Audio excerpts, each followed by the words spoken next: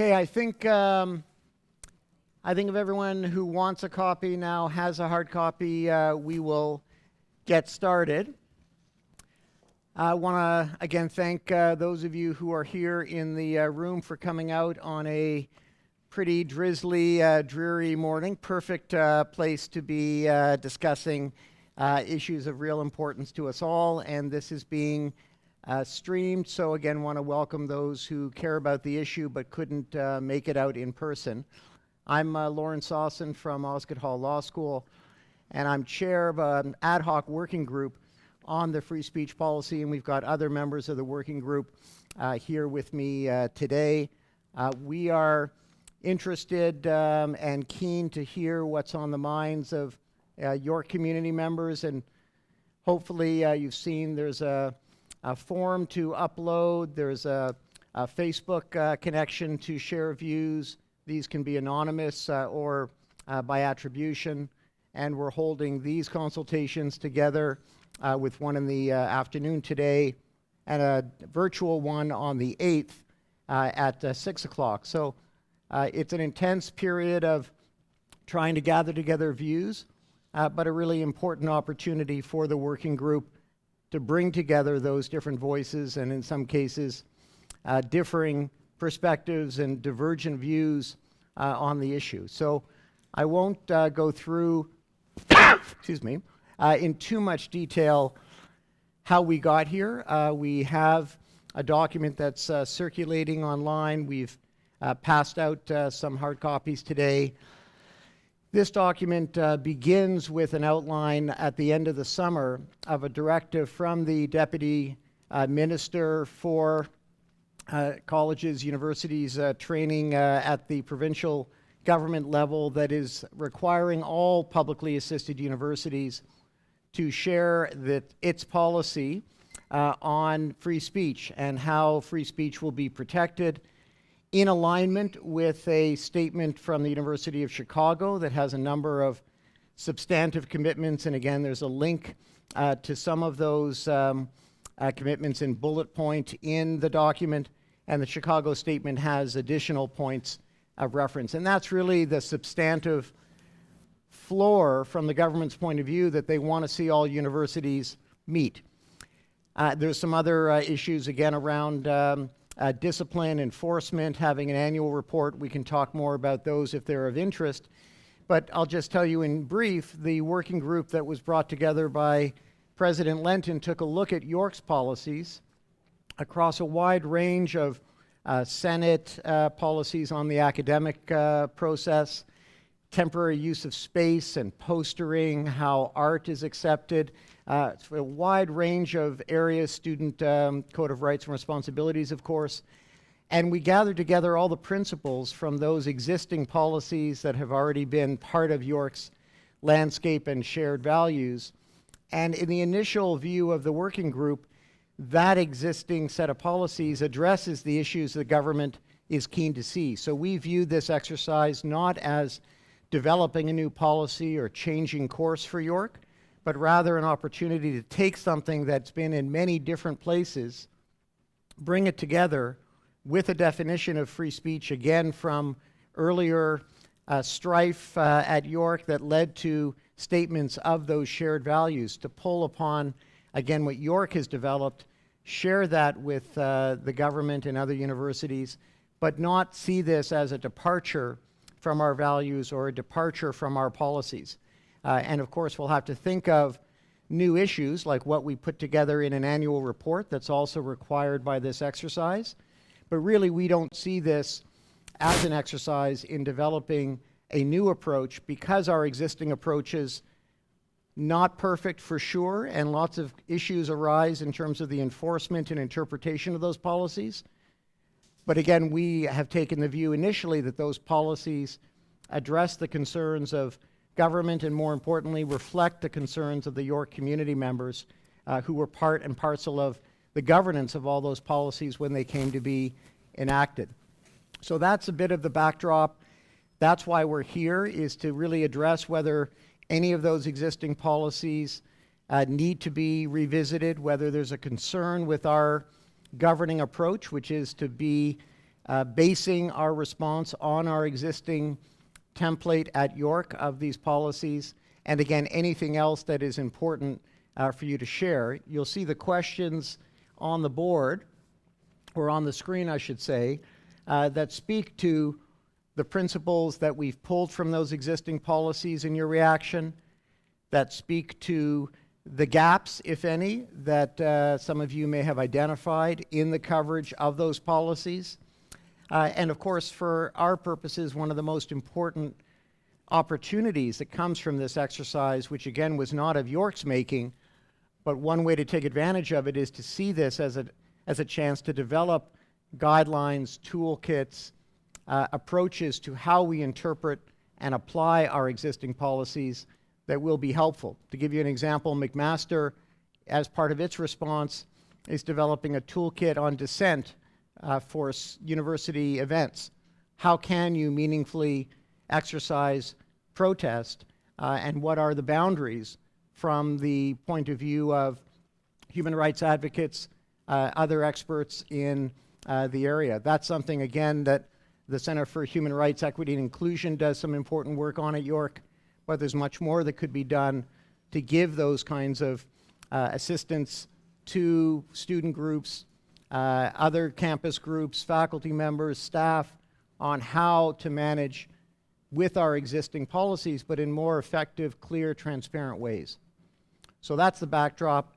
Let me just say before opening it up that we are going to ask anyone who wants to participate to use the mic, just for the benefit of the streaming, because otherwise it won't get picked up. And again, I'm happy to start with a focus on these questions, but of course, if you came with something to say that doesn't quite fit, we want to hear from you as to what's top of mind, and we'll respond with as much, I think, leeway as we can within this process, which again has a tight timeline to have by the end of calendar year the statement of policy from all the universities completed and posted.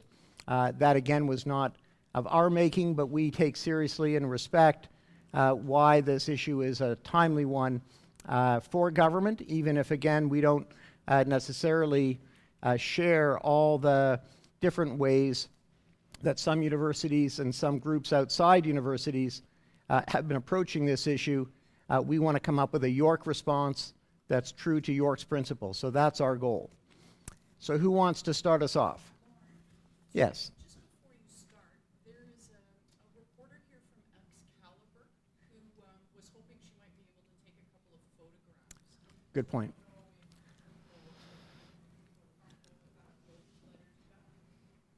Right, and I think the appropriate approach again would be if anyone has a concern with being photographed to so indicate, and we'll make sure that that is respected. And thank you, Maureen, for pointing that out, and welcome to Maureen Armstrong and Bob Everett, both of whom from the Council's office and Secretariat have been assisting the working group in developing the York response. So it gives me an opportunity again to thank all the members of the working group and the staff leads who've been supporting our efforts.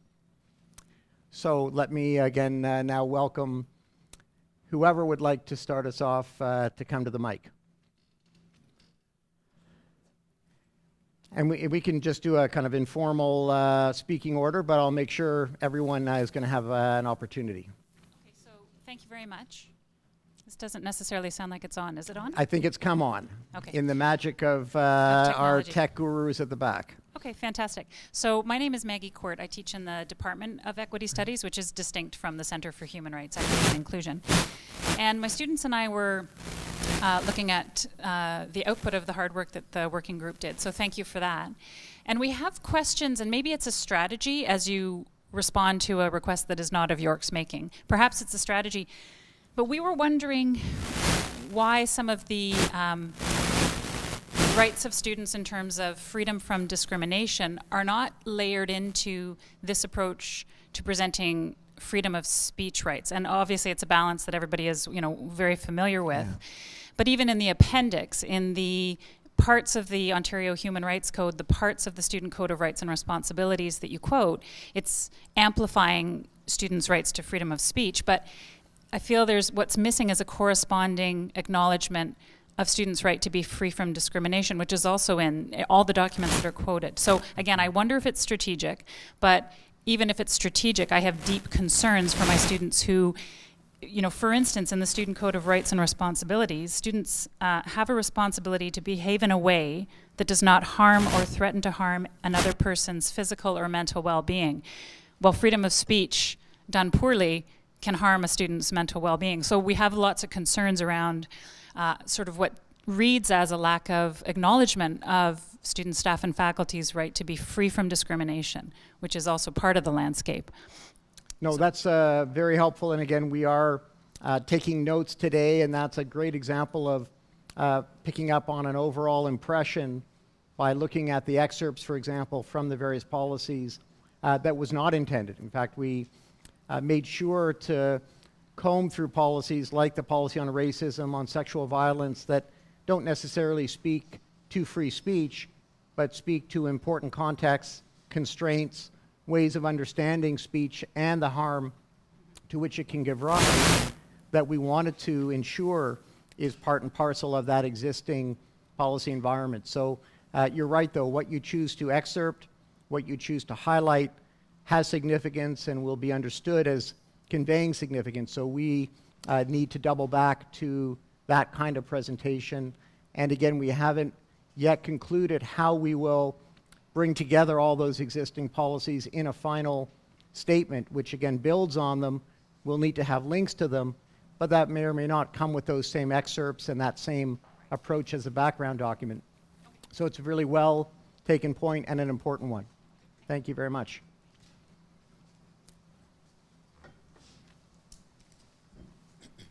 Hi, Noreen Colley. I'm the chair of the Graduate Environmental Studies Student Association. I have two questions. First, I was just wondering why there's only one student in the that's been included in the working group, and that student is from Schulich and Osgood. Why no member from YUGSA or another graduate student association?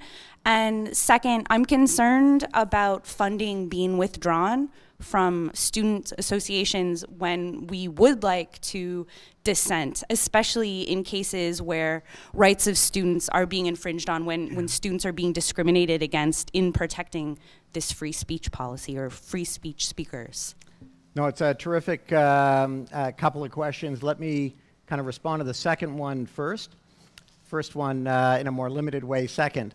There is in the direction from the Deputy Minister a phrase around asking or requiring that universities consider other measures in relation to student groups, and in particular, whether those student groups are adopting free speech policies themselves. Again, we take that as a face value undertaking to look at that issue, and the working group in our initial review, again, has seen in our existing policies a very rich and largely well-functioning environment between student groups, student federations, the university, and how the governance relationships and the autonomy of student groups plays out. So we didn't see a need to develop, again, changes to our existing approaches and the existing governance. So that's an area, again, where we don't see a new approach coming out of this exercise. We do, of course, have existing requirements, and some of them are reporting, and some of them are ensuring the governance of student organizations is adhered to, but we don't see a new environment coming out of this. So we have a short part of the existing document that makes that clear, that we see our existing approaches as sufficient to address any concerns that might arise with respect to student events or things of that nature. But your point about composition is one of the important ones, a little bit above my pay grade. This was an advisory committee established by the president, mostly bringing together people with some subject area expertise. So none of us, for example, are representative of just a body, although importantly there are members of Senate exec or people who work on this academically and have other connections. So the composition issue is an important one. Our view, certainly as a working group, is we want to ensure those student voices from representative and other bodies are heard, the concerns are reflected in some of the resulting back and forth, and certainly in the resulting statement of policy. So I can't answer, again, a question that wasn't part of my remit on the composition of the committee, but I can say none of us are playing representative roles. And as you go down that road, what I can say from my experience at the law school as dean is it becomes very hard to pick and choose which representative bodies you're going to include membership of and which you're not. And there are, of course, many on this issue who would have a legitimate and compelling reason to be at that table. So I can't speak to all the reasoning, but I can say that those student voices are being heard. We had a student representative roundtable discussion at which a number of concerns were raised, follow-up correspondence with some groups, and of course open letters and other communications and events expressing deep reservation, I should add, not just about the contours of the document or the policy, deep concern about the whole direction, both of the government's policy and the university's participation. And those we take seriously as well, although again, potentially beyond the remit of a working group, it's important at the university to value and give voice to critiques and concerns across that spectrum. So I appreciate the question. I think it does resonate with a lot of other students I've spoken with. But again, you'll appreciate there's some things a working group itself can't answer fully, and other areas where we need to take those concerns with us in shaping that work to come. Good morning. My name is Minou Deraye, and I'm with the Department of Equity Studies. We do have a program on human rights, and thank you. Good morning, and we want to hear that voice amplified. Okay. Thank you for this. However, I understand that you also address the points of view of our wonderful student here. But what is a little bit puzzling for me is going through your working group, I do not see even one faculty member from my department that offers a program in human rights, while we take all the policies related to human rights internationally and locally. And we, not only we teach it, we analyze them, we talk about the shortcomings of these policies, and perhaps one faculty member from human rights perhaps would have brought some ideas to the working group. And if you are planning to engage this department in the process or not is my concern. We teach extremely controversial courses. I call them juicy courses. And we hear the brains of the university, our students talk, and we can bring all those to the table. So maybe just before you leave the mic, given that deep experience, and given the discourse in the classroom is, of course, a kind of critical and mission critical concern for this process, do you find the existing balance that York has struck with how we approach academic freedom, respect for those in a community who might be harmed by things said in a classroom, inclusion concerns, cultural competency concerns? Given your vantage point, do you think how York is balancing these issues at the moment prior to this exercise is a well-functioning or principled balance, or do you think there are concerns that you're seeing through either that departmental lens or your own personal experience that we should be mindful of? Yes. Thank you for asking me this question. All these policies, the previous one or the one tentative one and the one coming, they all are beautiful on papers. But when we bring it into practice, they have shortcomings. And at times, I teach human rights in Islam. I teach women and human rights in different religions. I teach racism in schools. These are, I call them juicy courses, but these are courses that, requires discourse and students come. And at times, what my colleague said, the freedom of our students while they are discriminated based on the freedom of speech of other students. These are the shortcomings that we have to work on, right? We can't do magic. What we can do is to do our best to lead our students to. So I would say that no, it's not. No, none of these policies are complete enough to protect this amazing diversity of York University and provide our students with the means to go to the broader society and be an active member to bring all these, all these things that we are teaching them, or all these instruments that we are providing them with, so that they would make a better Canada for us because of the diversity of Canada.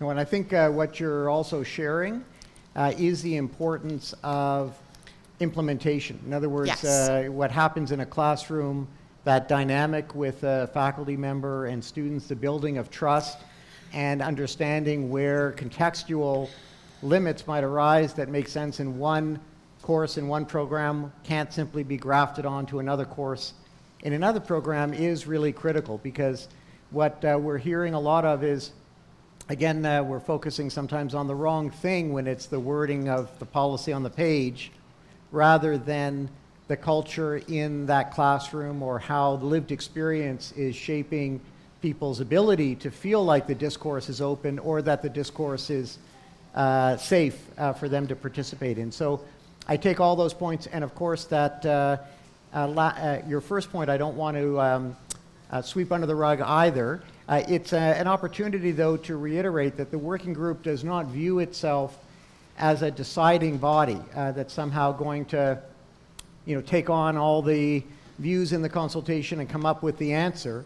It's a recommendatory body that will try to gather together what voices are being expressed, what policies we already have that speak to these values, and then both Senate and the Board of Governors are going to have an opportunity as decision-making bodies to approve, which of course involve many representatives from all the faculties and student groups and others. So when it comes to who gets to decide this, again, I don't want to pretend like the working group has no function. We've got lots of members here who have been reading through lots of documents, trying to do their best to be a valuable aspect of the process, but it's simply a valuable aspect of the process. The decision makers are, in my view, appropriately the governing bodies of the university. Both the board and Senate need to have their imprimatur on anything that goes forward to government as reflective of our values. So it doesn't take away from your first point, which is an important one,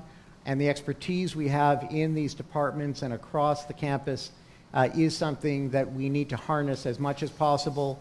And if this process doesn't do that, that's a legitimate and important area of critique we need to take on board. Thank you. Thank you.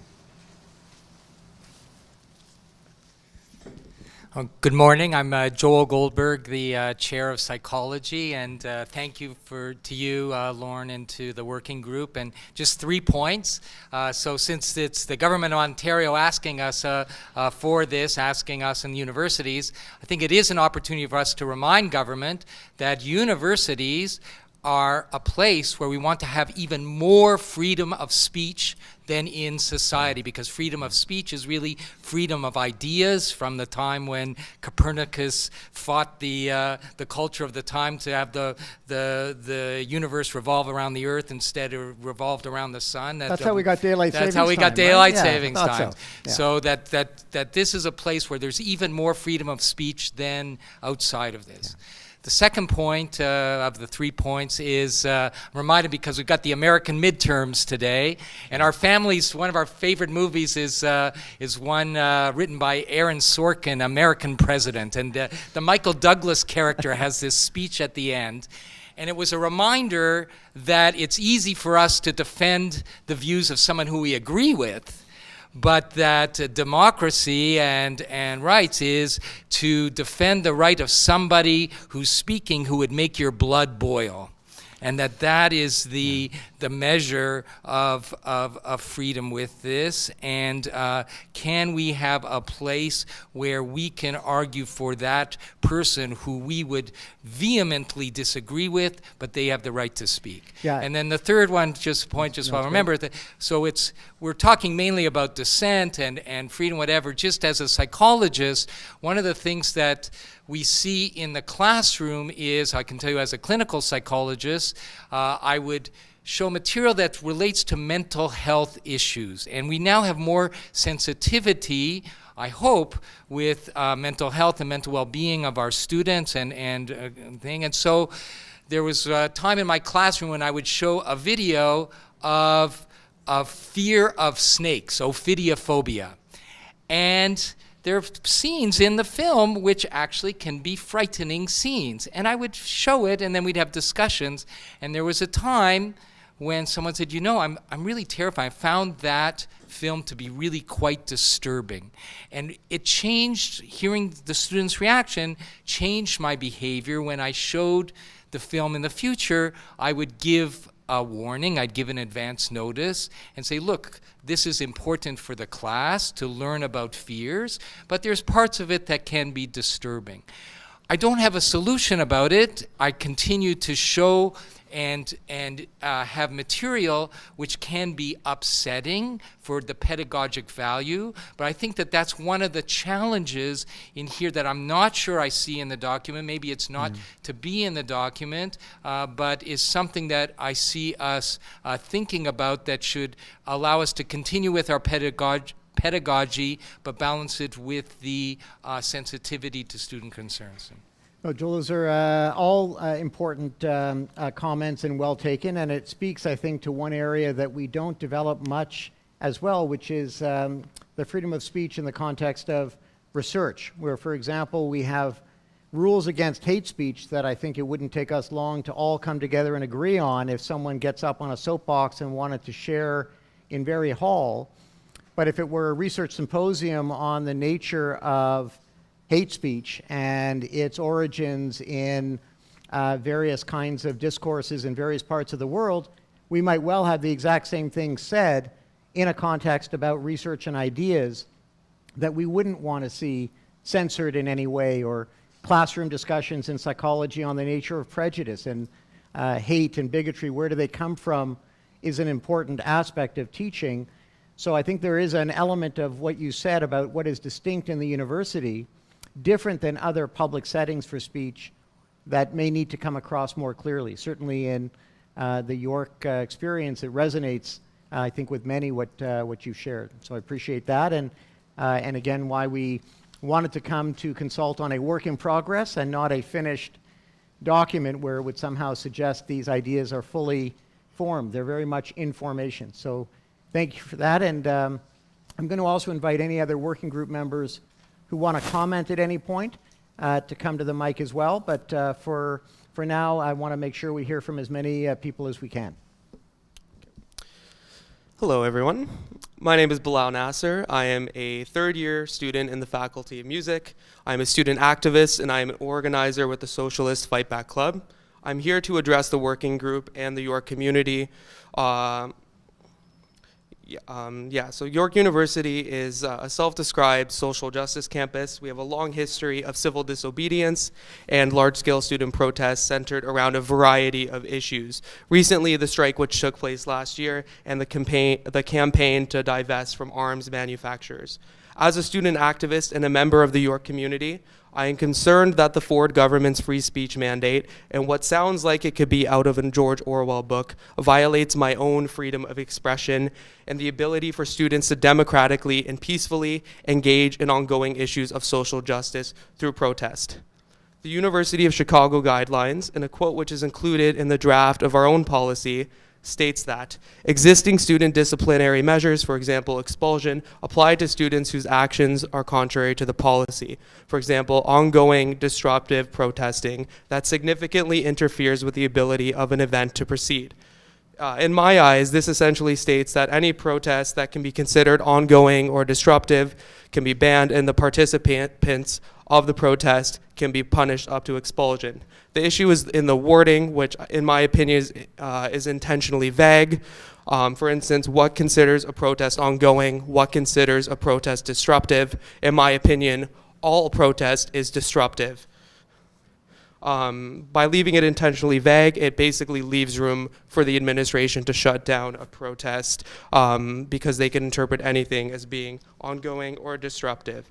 I think we've already seen examples of the University of Chicago guidelines being used against student activists in practice. Recently, the student union president at the University of Chicago staged a sit-in and is now facing threats of expulsion. And the sit-in was not in regards to an issue of free speech. It wasn't in response to a controversial speaker being invited to campus. Rather, it was in a struggle for better wages for university employees. And I think we've seen a similar attitude already on this campus last year with the reprisals that 8 student activists are now facing because of a sit-in in support of our university faculty. So my question for the working group is, can you commit to define this aspect of the mandate, which by using intentionally vague wording such as ongoing and disruptive can be seen as limiting another form of freedom of expression, the right to peacefully demonstrate?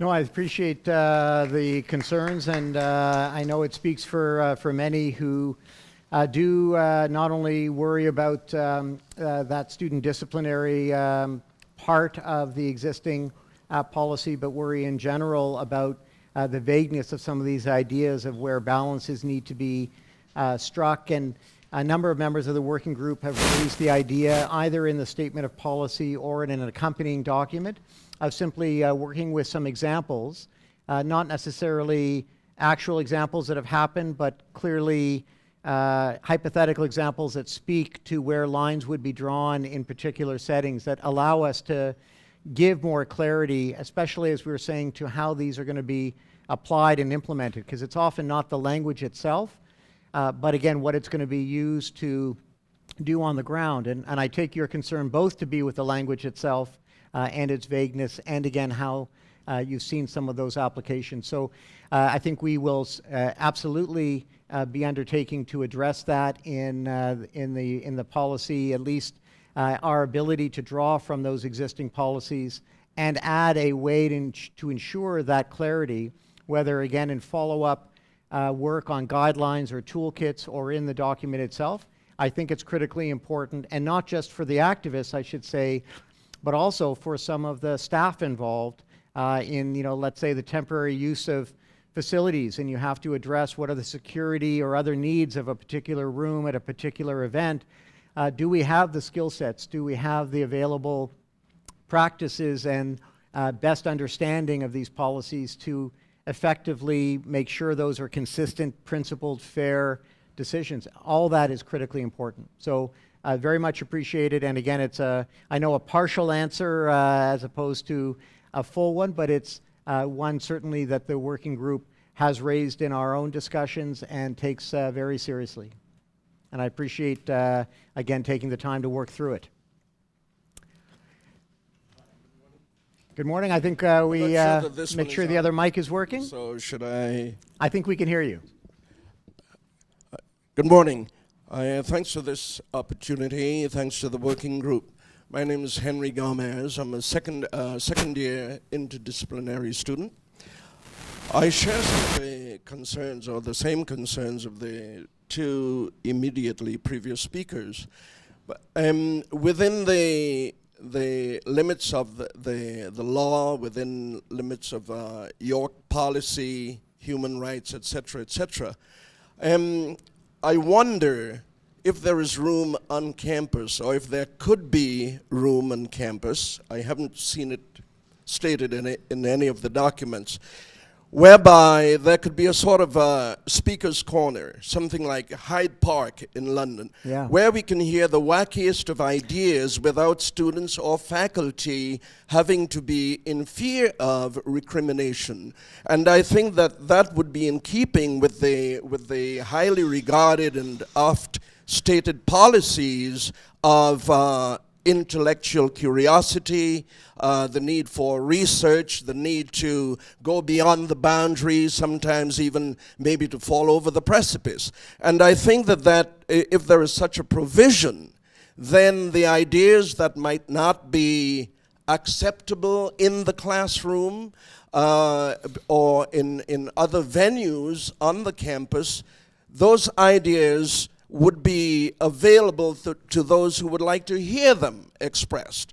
So I think it would be ideal for those who want to express those ideas and those who are interested in hearing those ideas. And that safety element would be provided as well for those who are sensitive to certain things, to certain ideas.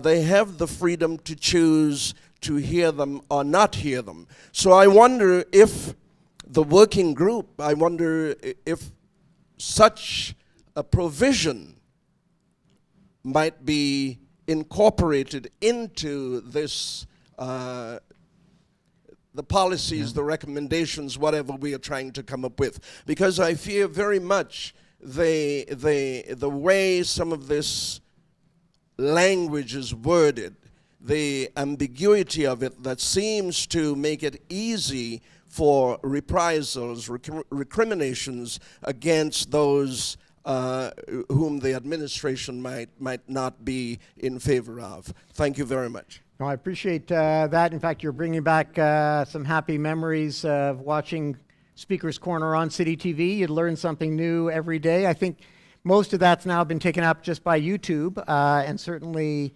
the idea of having a platform is not what's missing, but having, as I take your point to suggest, a campus space dedicated to that exploration of all ideas and all expressions in a campus setting is something that I know would certainly capture a sense we've heard from a number of people of what's missing in a shared culture that takes seriously why that ought to happen on campus. So YouTube is necessary but not sufficient to meet that need as I understand it.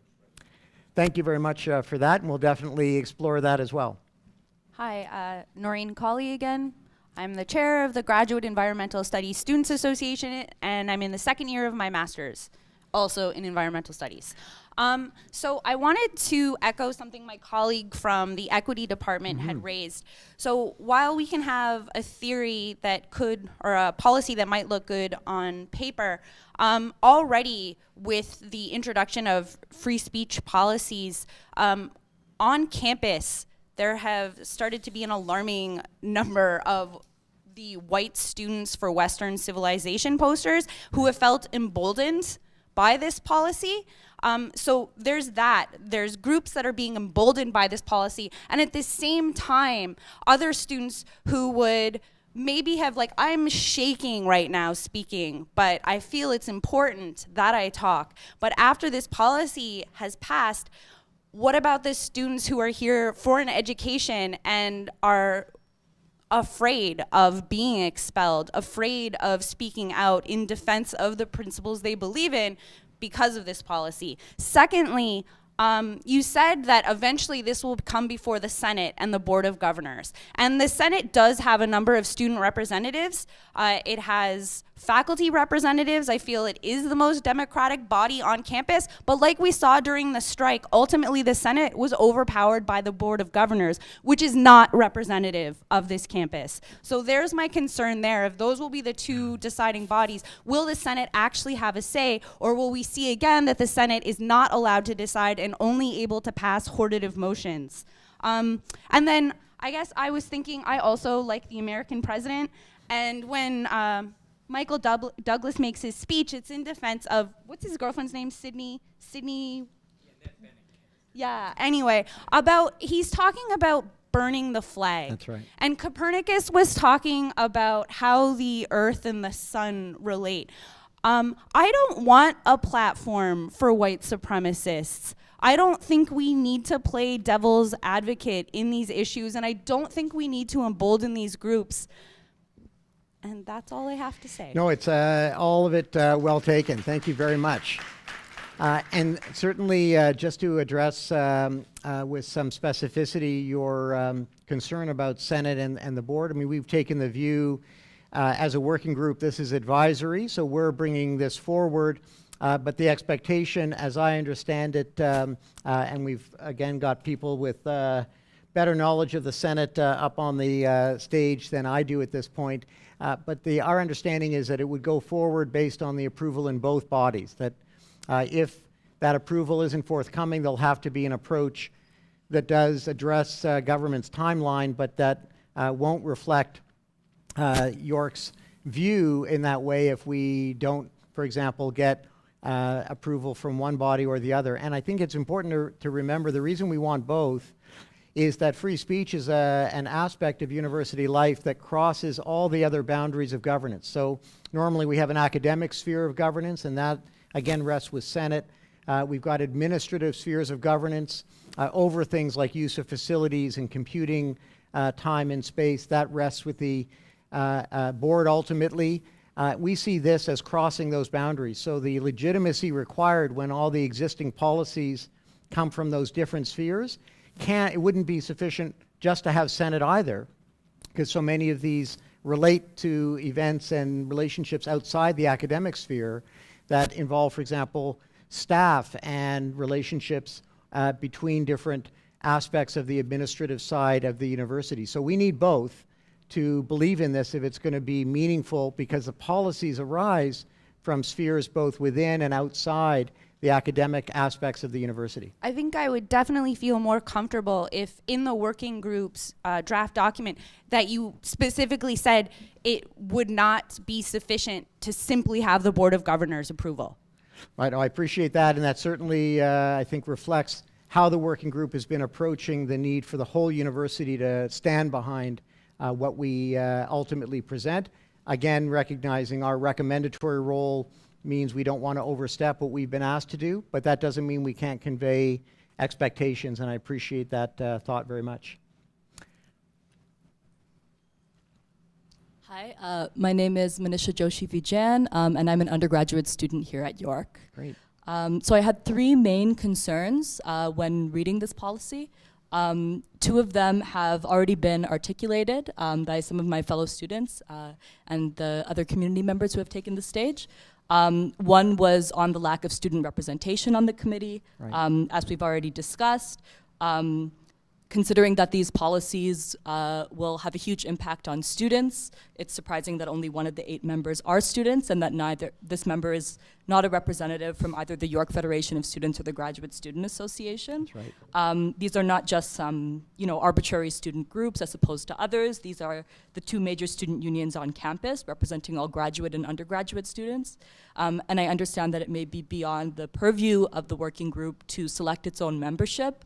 But that being said, then there should have been community consultation prior to the creation of the working group, and President Lenton should be here to hear the feedback as well on how that can be changed. I understand that you've brought up that it has to be approved at Senate, but given the timelines that you've also raised, the question as to whether Senate and the student representatives on Senate could make meaningful amendments to the policy is questionable.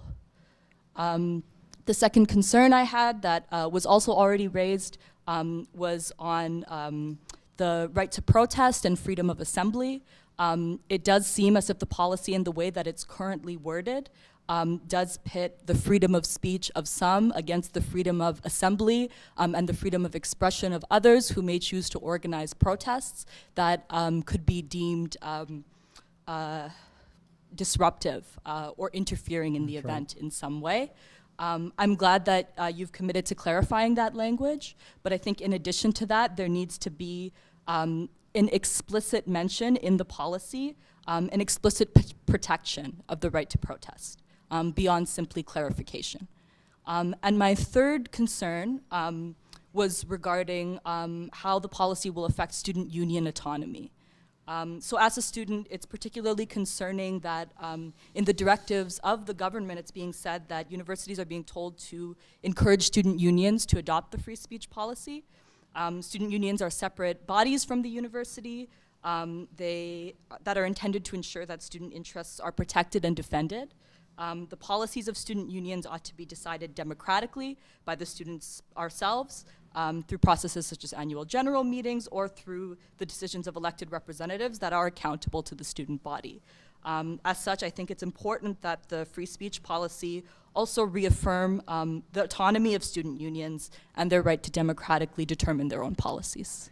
No, all those points, I think both the ones reiterating earlier expressions of a student point of view and those, again, crystallizing your own concerns are well taken. To some extent, again, I think the working group is relying on the fact that if we do adhere to our existing policies, we're also adhering to policies that were developed through a collegial process, in many cases involving students, in all cases having, again, the appropriate governing body review and consider some of these implications, so that it's not, again, a process I would feel comfortable being a part of, the one we're in now, if it were about developing from whole cloth a policy on free speech. I think we take comfort from the knowledge that these existing policies have been worked out in that way, in many cases with those student representatives being part of the process. That doesn't mean, again, that it strikes the right balance or that we should take for granted things are going to be assumed in the language. So I really think it's important, your point about what may need to be reaffirmed or reiterated. And as I said earlier, I think our view on student autonomy and student groups is we take seriously the mandate to consider that. And as we've reviewed our existing policies in relation to student autonomy and student governance, we haven't found them wanting. We haven't found there being a reason to revisit that aspect of the relationship, which is the request in this exercise, or the mandate in this exercise, is to consider these measures. That's different than other aspects of the mandate where it is required to take steps, like adopt policies that meet the Chicago principles. So we take those kind of distinctions to be serious ones. We'll consider what we're being asked to consider. We'll take steps to ensure we've responded to what we need to respond to. But as was said by a number of people earlier, and Joel, I think, put it well too, we'll do so with the autonomy of the university and our governance as our beacon. And I think you're reiterating that includes the autonomy and governance of student organizations, and we take that seriously as well.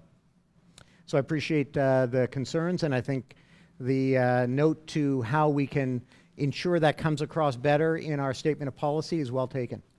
Hi, Mike Daly from ESSE. First, I just wanted to address something that the speaker two in front of me had to say. So, although I think we would share a lot of the ideas of, what might be good ideas and bad ideas, I think there is a bit of a conflict that we've got to figure out here, and that conflict is it better to suppress the bad ideas or to air the bad ideas so that everyone, sometimes when you air something or someone airs something, that's when it's clear that it's a bad idea and not before. So I think we might differ on the right approach to dealing with those bad ideas. I've watched I share your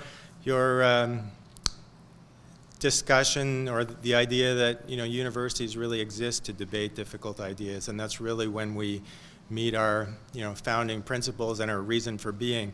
And so I've watched with, sometimes shock, some of the things that have happened at other universities relating to free speech, which I think in no small part is why we're here today. Right. And I've tried to figure out what the one founding philosophical problem is that's causing all this conflict. And I really think it's the conflation of the idea that words can be violence.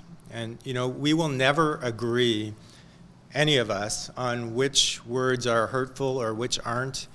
Sometimes it's good for us to hear, things that disturb us. I think the last time that happened to me was probably yesterday, and it caused me to change some of my opinions in what I hope are a good way. And I see some of that conflation actually in the York policies that were put through. Some things where, multiple instances of something, would be considered bad, and yet that's subsumed under a violence policy, which, I would say not one single incidence of violence is acceptable. So, I would be a proponent of sorting this problem out, because I think as long as we conflate those two things, we will never have a free speech policy that's acceptable to most of us. I think it's a really thoughtful point. I appreciate it. And it's interesting to me that as we were looking through some of the policy environment, the policy, for example, on sexual violence includes an important aspect dealing with speech. That, in other words, there is a recognition that words, speech, and expression, and I should add, we're looking both at the content of expression and at its form, much as the Supreme Court of Canada does in its charter case law. But you can see in each activities that are going to have some defining boundary line between what is expression and what becomes harm, and harm that violates standards and therefore needs to be constrained. I take the point earlier about white, alt-right or white nationalists or supremacists seeing themselves emboldened in this. I at least saw one of the posters, maybe one of the ones you're thinking of as well, where, again, the poster itself has a lot of innocuous words and images.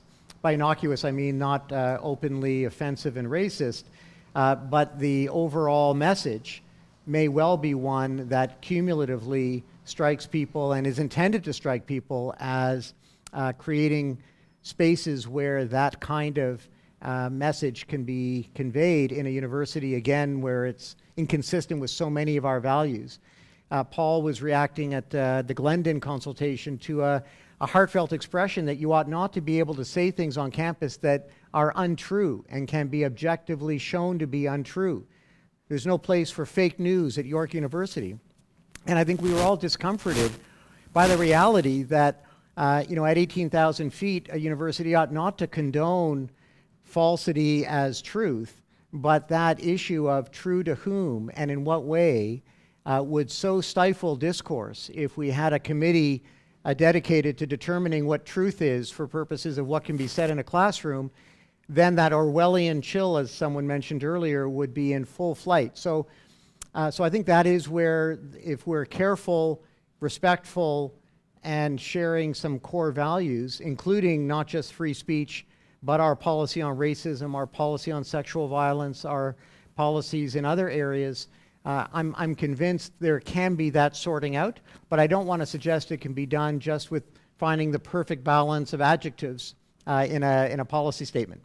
Just one little clarification. I wasn't speaking about violence in only one area. I think this is, a broad descriptor. So. No, I appreciate that. And again, I appreciate the sentiment broadly. So how are we... oh, sorry, I didn't realize you were at the mic. Welcome, and over to you. Hi, I'm Tyler, Chief Steward, Unit 1 from QP 3903. I'm an English graduate PhD student in year, I think it's 4 now. So I have a few things I want to point out, or a few questions I want to ask, Sure. Just direct questions with the specific clarification. You are kind of distancing yourself as a working group, not a decision-making body, right? You're making recommendations. Those recommendations will go to Senate or the Board of Governors for approval. My question would be, and it's a pretty specific one, would Senate have the opportunity to amend your free speech policy directly at the Senate floor? Yeah, it's an interesting question for Senate governance and Senate executive and for the process. Obviously, this will be happening in real time in the near weeks from now, since we have a meeting coming up in November. Maureen, Bob, anything you would say? I don't want to misspeak on the Senate protocols in relation to these kinds of motions. Yeah, so actually, this mic should be live. Thank you, Maureen, for remembering that. Sorry, is this on? Got me now? Got me now? So when this comes before Senate, it would be a motion to Senate. So like any other motion before it, there would be some opportunity to propose amendment to the language. I think what we would hope is that there's an opportunity to have a conversation about a draft in advance of the date by which Senate is being asked to approve it. So I believe we would be hoping that there'd be a good conversation in Senate at the November meeting on a draft, which would then come to the December meeting for approval. But short answer is, like any motion in Senate, there's always some opportunity to make amendment. Yeah, So and I'd say Can as I just ask I just want to be Yeah. totally clear because I've been in Senate, I know the process. So you're talking about amendments like any motion, but a motion to approve is not an amendment to a policy, right? Of course, you could have an amendment to a motion to approve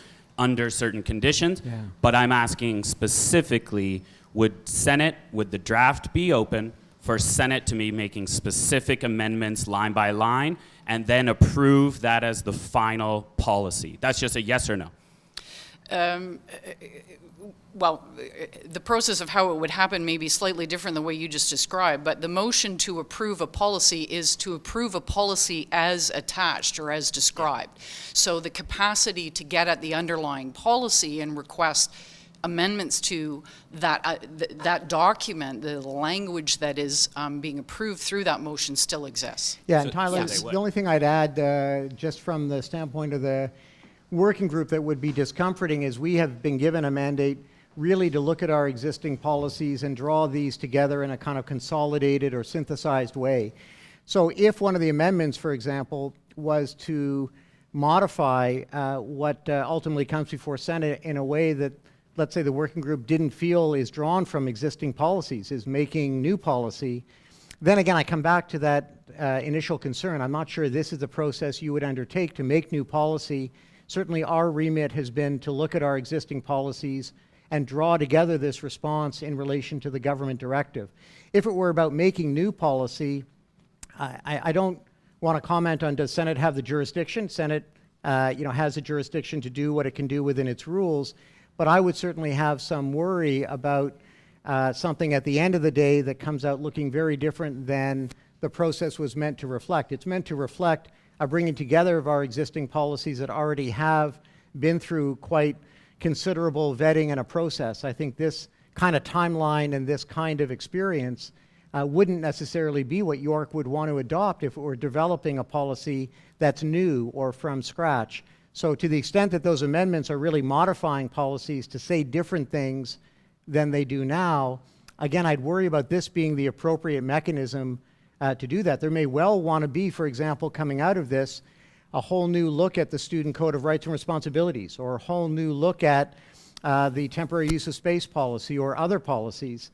That may well be a recommendation coming out of this. We need to fix some of those underlying policy instruments, get them right, or get interpretations and guidelines that will be more helpful. But again, I think this exercise, if it were suddenly to have fundamental changes to those existing policies without any opportunity for the way in which we collegially reflect and come together and deliberate on that, would just strike me as not an appropriate response to the work of the committee. And again, I'm not speaking about what Senate has the jurisdiction to do, just from a working group perspective, what's consistent with our mandate. Okay, can I just mention a follow-up before my friend gets attention Sure. to mine? Thank you. Just in terms of the policies that you're using and the need to update those policies, I'll draw your attention to the, the Code of Student Rights and Responsibilities, that it itself has expired and has not been renewed. It's supposed to be updated every 3 years by its own guidelines with student involvement, with engagement from student groups. The last time it was updated, it was introduced by I think it was introduced with the York Act, but the last time it was updated was 2013. So it has lapsed twice, and the office in charge of updating this has failed to engage with students in the community to update and engage and make that reflect what the community wants twice. No, and that is the basis. Yeah, for sure. You are using that as the core basis of your policy. So I do hear what you're saying about the need to update the code, but it seems to be coming sort of an after the fact, and that code, which has been outdated and is in violation of its own policies, is the very foundation of the code that you're using. I would say, One of the again, core documents. exactly. I don't want to downplay the significance of that code. It's certainly one of the key policies we rely on. I should add, it is just one of the key policies. There are a number of them. But the point about it having lapsed is important. The timeliness, in other words, of coming back to fulfill our own expectations on renewing and updating these policies with all that appropriate consultation speaks to very much what may for some be a outcome of this exercise that is going to lead to positive change, even if people, again, may, for good reasons, have concerns about the exercise or what's led to it. So I think those are the points, again, that we need to hear and have reflected in some of what comes out of our work, including that aspect about if you're going to rely on the governance of these underlying policies, be precise about aspects where that governance either has been without student involvement. If it were a particular administrative policy, let's say, I don't want to hold myself out as saying students were involved in helping decide each one of these, although I believe they were involved in some of the key ones. But again, that lapsing in relation to the code is an aspect that deserves scrutiny as well. So I appreciate your raising it and the broader concern you're expressing around Senate and how it will deal with this when it arrives. Thank you very much. Hello, can everyone hear me? I think so. Okay. Good morning, everyone. My name is Abid, and I'm an undergraduate student here at York. And I'm also a student activist with a club on campus called Socials Fight Back. Now, I'm, of course, here to address the working group that's present here and also the York community at large. And I just want to draw attention to this hypocritical nature of this so-called free speech on campus mandate that the Ford government is looking to implement across campuses in Ontario. Now, upon coming to power, one of the first decisions of the Ford government was to force the striking TAs and contract workers of QP 3903 back to work. Now, instead of ensuring the York administration was bargaining in good faith, Doug Ford instead decided to call the strike illegal and took away the workers' right to strike. Shortly afterwards, Ford used the notwithstanding clause to overrule freedom of expression of the people of Ontario by cutting City Council in half. And Doug Ford has repealed sex ed, now denying teachers the right to educate students about cyber safety, about gender identity, about consent, matters of serious concern in our present day. But he has gone so far as to opening a snitch line, encouraging the parents and students to report teachers that refuse to stop teaching the 2015 curriculum. And now the same Doug Ford is showing concern for freedom of speech on campuses. Now, my concern is that if the working group tailors its policies around the University of Chicago statement that prohibits ongoing and disruptive protests, I believe that such a vague criteria would ultimately leave open the door to prohibit all forms of protests. Now, my student union, the York Federation of Students, has promised to hold a strike referendum next year as part of a wider effort to mobilize for the fight for free education. Now, if the undergraduate students at York decide to call for a strike, will this mean that the striking students will be reprimanded by the university for ongoing and disruptive protests? Now, will students like myself be penalized for causing a disturbance that obstructs, and I'm quoting, a disturbance that obstructs any academic activity organized by the university or its units, as is stated under the Senate policy on disruptive and/or harassing behavior in academic situations? Now, my student club, Socials Fight Back, we organized a rally against Ford's anti-democratic policy last week outside the Kneff Tower. Now, in our rally, we chanted and had guest speakers on. Now, if the university were to adopt these policies, will protesters be allowed to chant anymore? Is there a limit to how many people can join a protest? And at what point does the exercise of the students' democratic right to protest become disruptive? Now, if the York administration adopts the Chicago Guideline on free speech, what exactly qualifies as an ongoing and disruptive protest? Because the point of protest is to gain attention of the wider community. Protesters will chant slogans and have speakers on to inform the York community about why they're there in the first place. Now, in other words, protesters cannot get their message across without causing disruptions or delays in the everyday running of our campuses. Now, at the end of the day, I fear that Ford's policies will serve to stifle dissent on campuses. Under the guise of free speech, this policy will ultimately serve to criminalize protests. I fear that this policy will ultimately be directed at the students and workers in university campuses who refuse to accept Ford's agenda of cuts, who refuse to sit down and witness Ford's attacks on the poor and marginalized. And we at York pride ourselves as being an institution that strives for social justice and equity. Then and my question is, will this administration then refuse to be used as a testing ground for potentially anti-democratic policies such as this? If the university values social justice and equity, will the administration proceed to implement this policy, or will they choose to defy it?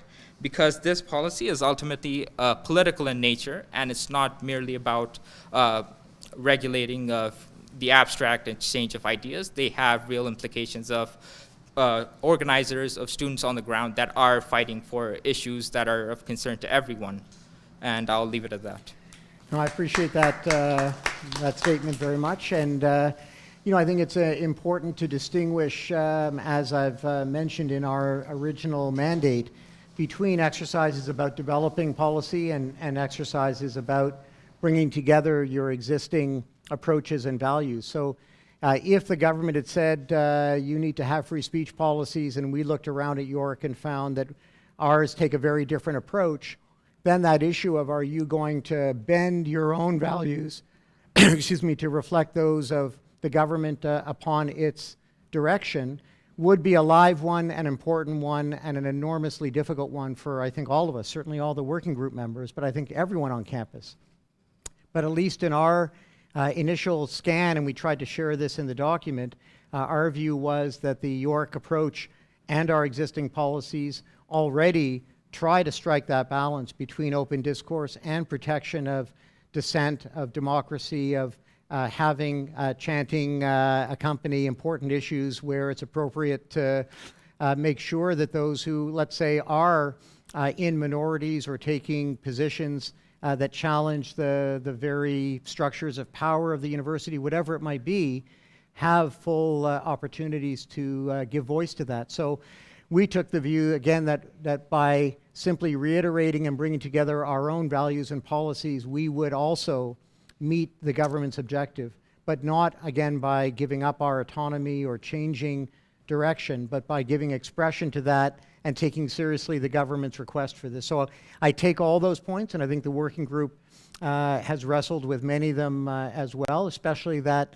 how to understand protest and dissent, where and how it can happen. But again, take the view that we have managed, learning from incident or issue after incident and issue, to get better at bringing together our policies and values. So I don't want to suggest it's a status quo is fine and we've got this. I think there are learning opportunities we're seeing in this very fall, and learning opportunities will no doubt continue, but we see it as learning from our existing policies. And that's the only thing I'd say, just again, frame some of your concern about somehow adopting a new policy from the government, which is, again, not how we've seen this exercise.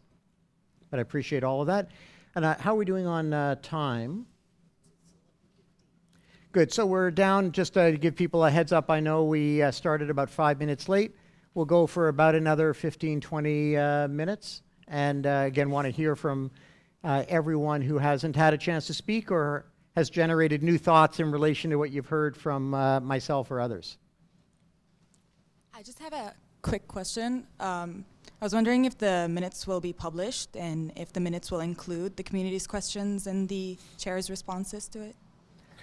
Yeah, I mean, we've certainly been capturing these in different ways, and certainly the working group itself is going to, because of course not everyone can be at every session, and we had a very lively exchange of ideas at Glendon, for example, on Friday. Many people from the Kiel campus wouldn't have been able to attend. So we are going to bring those together, and I think it is important to have some transparency about the range of views expressed and see some connection between them and the resulting policy statement. I should add, we've already received more than 30, 35 or so, 45 at this point, on the MAC forms that people can upload, again, some anonymously, some by name, and we've also been gathering together open letters and other expressions on social media that we can be informed by. So I think it's reasonable to expect some response to what were those voices saying and where did that go in relation to the working group. And I don't know that we've come together to decide exactly what that form will be to make sure it's helpful and useful. But I think it's an absolutely appropriate expectation to bring, especially for everyone who's come out to share their concerns and thoughts today, and we'll do so in the afternoon, no doubt, as well. I just meant from this particular meeting, are we having minutes published from? Right, so but I think we certainly view it as applying to all the consultations, the 3 in person, the digital, and what we're receiving through uploaded comments. So we will need to come together as a group and figure out the right way to convey in a transparent way what we're hearing. But certainly we are keeping records, not verbatim, but of course when we have the streaming, we'll have a digital ability to come to this one in a way that we didn't at Glendon, for example, where we didn't have the capture. So the commitment certainly is to be responsive, to make sure that both things that are said and responses are conveyed. But getting the form of that, I don't want to speak out of turn without the working committee having had a chance to explore that, because these are all happening in between working group sessions, and the next one will be the one that brings together a lot of this feedback, and at which we try to decide how to filter it into the resulting statement of policy, and then how to give back to those who shared their views some transparency and clarity. But I think it's an absolutely appropriate expectation to bring, that you'll be able to see some of that exchange in one or more ways by the end of the process. Any further or last reflections? Yes. Hi. Hi. We haven't used this mic before. It's a whole new view on the issue. My name's Dom. I think in the draft document, special attention is paid to the freedom of expression of individuals, but perhaps not enough attention is paid to the public space being made or kept open, welcoming to everyone, including disenfranchised groups. And I think this public space is also a condition for a free expression. I don't think anyone's here because they're concerned about fleeting moments of discomfort or offense, but we want to maintain the public space and keep it from being threatened, unsafe, and unwelcoming, especially to our most vulnerable populations. Yeah, I mean, I think that's an important point, again, to reiterate, and we've heard it from a different perspective on how to create those spaces free from the voices and expressions that are going to produce harm or be, again, expressions of violence or expressions of hate. And that, again, are the two sides of the coin, how to make sure that you keep open public spaces and yet not make those public spaces opportunities or venues where that kind of harm can be produced. So, for example, the temporary use of space policy seems like a very prosaic one, tries to strike a balance on what can happen in public spaces through which everyone walks, and again, where you have no choice in effect, but to receive whatever messages come to you in that space, versus when you can book spaces in other parts of campus to bring together either those who want to hear your message or like-minded people, or to have some safety from others who might try to interfere with those who are coming in. At the Glendon meeting, we were looking, for example, at issues of privacy. Simply the snapping of pictures of people going into a meeting can make for some of that vulnerability to be exacerbated that you were mentioning. And yet we don't always update these policies with those kinds of concerns in mind. So we're trying to bring together, in other words, not just the binary of the free expression of some versus the harm of others, but also concerns around privacy, what gets shared with whom, and again with what resulting harm or risk. So I think all those need to be issues we're very much alive to, and which we have policies that speak to, but the policies don't always speak to each other about it. So that's one of the things that has been surfacing in this discussion. But I appreciate those points very much. I'm not sure which of you want to. Tyler, you're. I'm I actually think going came to go up back first. to something that was said by the professors from the Equity Studies Department, so we might have some overlap. I think one of the ways to mitigate, this balance that you're discussing between the limitations that this policy will impose and the underlying wanting to open up the space that it seems to be the impetus for it. I'll be generous with it. I think one of the ways to do that is to define hate speech and discriminatory language and discriminatory behavior specifically in your policy. I noticed, as one of the professors pointed out earlier, what is absent as you're taking from other policies is you have left that out. You have left out of the Code of Student Rights and Responsibilities the particular protections against things like discriminatory language, harm, those things. You just left them out of the policy altogether. And I think that is a very dangerous move. I think that's a political move every time you're making these selections. When we're editing our papers, it's a political decision. When you're editing your policy, it has very serious repercussions. Putting those in and having a commitment from the entire committee to make very clear what will be protected, who in this meeting, as you're discussing, if we have a meeting and people want to go in and hear these things, what exactly are the limits of the things that are allowed to be said, and what exactly are the limits of that this policy will protect? If we are taking pictures of people who are going into a meeting filled with hate speech, that is a community safety action, not a free speech action, right? Hate speech is not free speech. So I would ask that you include that specifically with definitions of the limits that these protections will be applied. Well, thanks. That's very helpful. I appreciate that.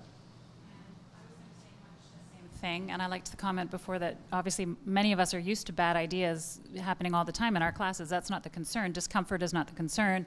Homophobic, racist, violent comments are the concern. So I think a lot of us agree on that point. My concern now, I'm just looking down the road, and I know we were almost out of time, very much related to what, was it Tyler? Tyler said. Yeah. So we don't excerpt, for instance, the Ontario Human Rights Code, where it mentions that students in this setting, it's a service, they have a right to be free from discrimination. But my concern now that I'm thinking, so now if we include everything that I had wanted us to include and we reaffirm our commitment to those safeties, are we actually serving up to this government the next target that it's going to go after? So in other words, we've seen cuts to human rights commissions in the West. Sure. So now are we actually saying, so we're giving them the trail to go after the Ontario Human Rights Commission, defund it, and create the climate where actually those protections are now no more. That's a longer term concern I have. Yeah, although given the commission is intervening on the sex ed challenge, I don't know they need York to help point the way to that concern if it's going to arise. But it's another nail in a coffin, perhaps. But certainly those concerns around, and I take Tyler's point and your point together on this, which will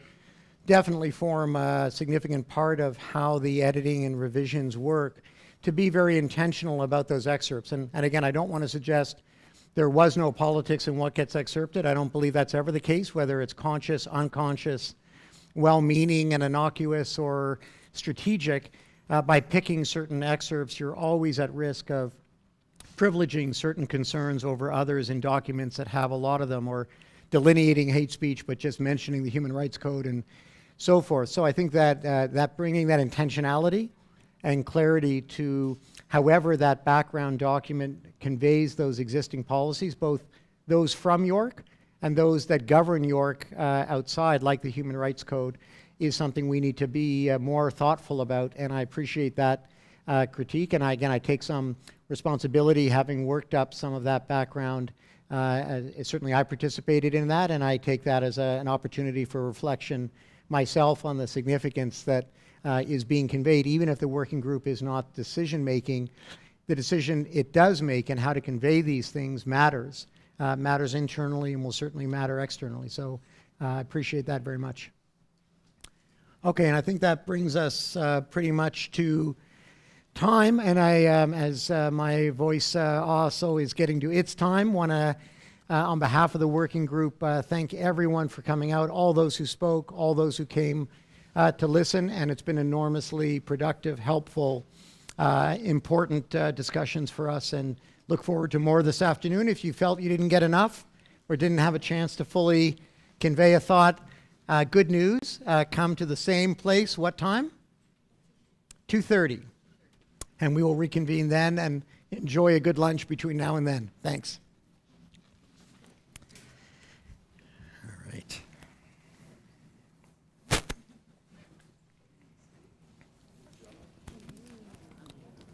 I wanted to clear my throat for about 20 minutes, but I was worried the violence that would do on the mic.